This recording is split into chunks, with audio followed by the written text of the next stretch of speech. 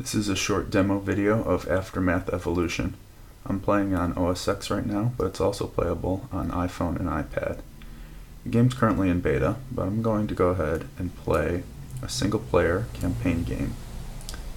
3 of the 5 races are currently available. There's dwarves, magi, and elves. In Aftermath, much like in Magic the Gathering, you build an army out of different races of units. My army happens to be dwarves, and I'm going to play here against elves.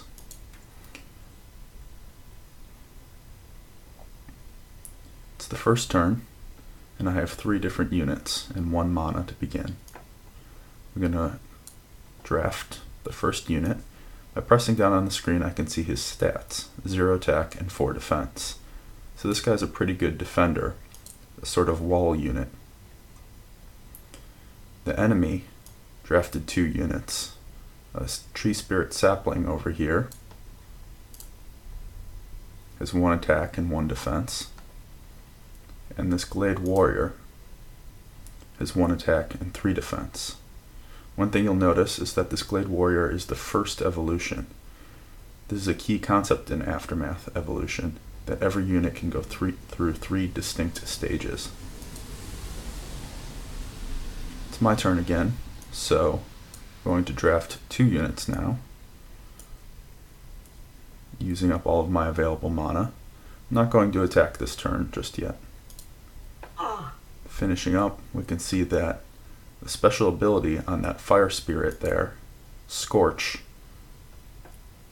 dealt 2 direct damage to the opponent. So now he has 18 health and I have 20.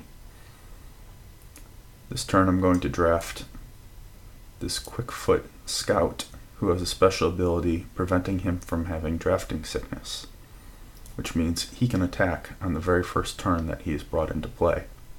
Unlike, say, this Earth Spirit, which you'll notice has Z's coming out of him, indicating that he's not yet capable of attacking. This is because the opponent drafted him just last turn. This turn, I'm going to go ahead and attack with 3 of my units.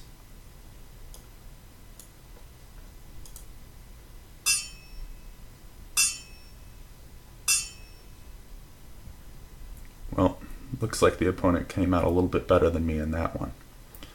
Here I've discovered a new unit, something I've never seen before. I can click on the lore book and learn a little bit more about him. The opponent has decided to attack though. So thankfully I saved this strong defender and will go ahead and defend against the attack with my defender. The attacker has 1 attack and 3 defense. My defender has 0 attack and 4 defense. So in this case, nobody will die.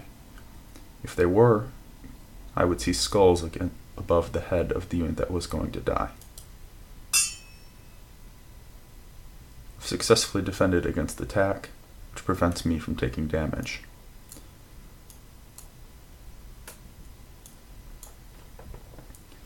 That's the basics of turns and gameplay in Aftermath. As the game progresses, more and more complicated strategies become viable. More complicated units have more complicated abilities. More advanced battlefields introduce concepts of monuments, spells, etc. I'm going to leave the game for the moment. Return to my home screen, where you can see that I have 119 experience and I am rank 2. I have 27 astral shards, in-game currency. Clicking on my unit here produced more shards, which I receive at periodic intervals throughout the day based upon the strength of my army. As with Magic the Gathering and Pokemon, Aftermath Evolution is a game of army management and evolution. So, in my army you can see that I have these units. Up at the top I have my recruits, units who are not in any army yet. Clicking on any unit shows me its abilities and stats. If I go into the shrine, I can take a unit and begin evolving it. However, I'm not currently high enough rank to unlock that particular unit. Evolving units is a key concept in the game in order to develop units strong enough to win any battle. That's a brief overview of the game. There's much more to come. If you're interested, please sign up for the beta at aftermath.io. Thanks for watching.